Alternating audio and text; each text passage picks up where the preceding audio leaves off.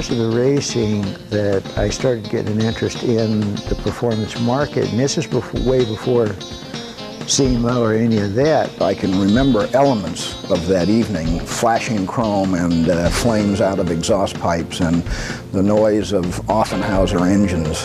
When you first saw that cut-down Model T, oh, what could be more fun than that, to ride around in an open car like that?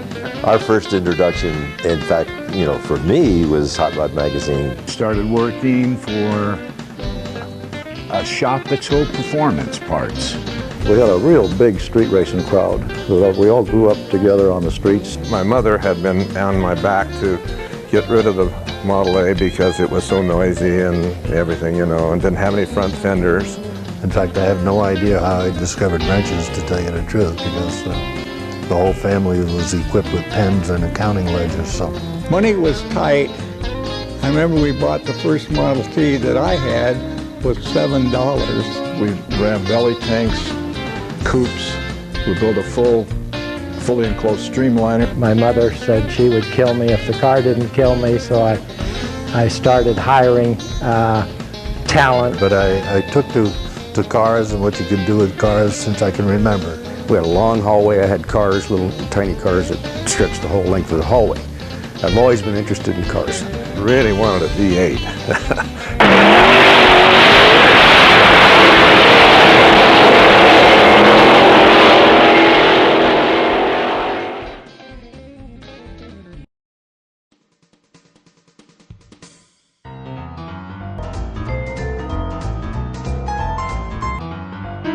We weren't brain surgeons or anything like that.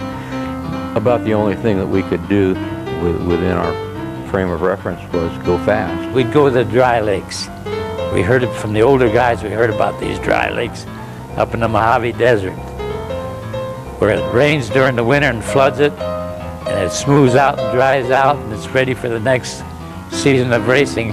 And we'd make straightaway runs up there for time only, although they did have some drag races also. There was no organization, there was no nothing.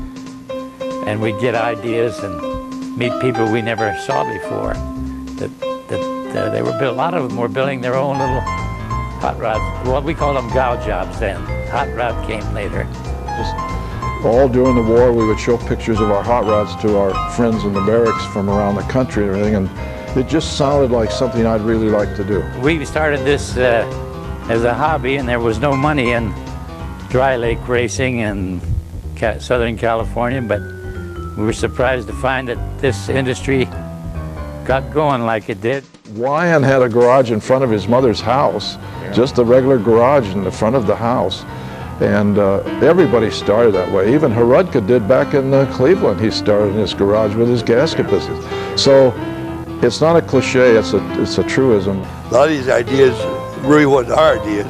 We learned from the hot rodders.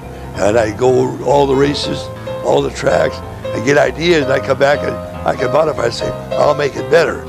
But the ideas originally come from a lot of the original hot rodders. You filled a need, you know, a customer came in and said, you know, I've got this problem. And so you figured out a way to solve that problem, and then maybe somebody else came in with the same problem, or you decided there were a lot of other people that had that problem, so you began to develop a product for it. There was companies throughout the United States that were retailers and distributors, so to speak, at the same time. Then Phil Wyan and Earl Evans and Louis Center's shop, and just a marvelous bunch of guys, and we all got to be friends. Willie Garner at Transdapt.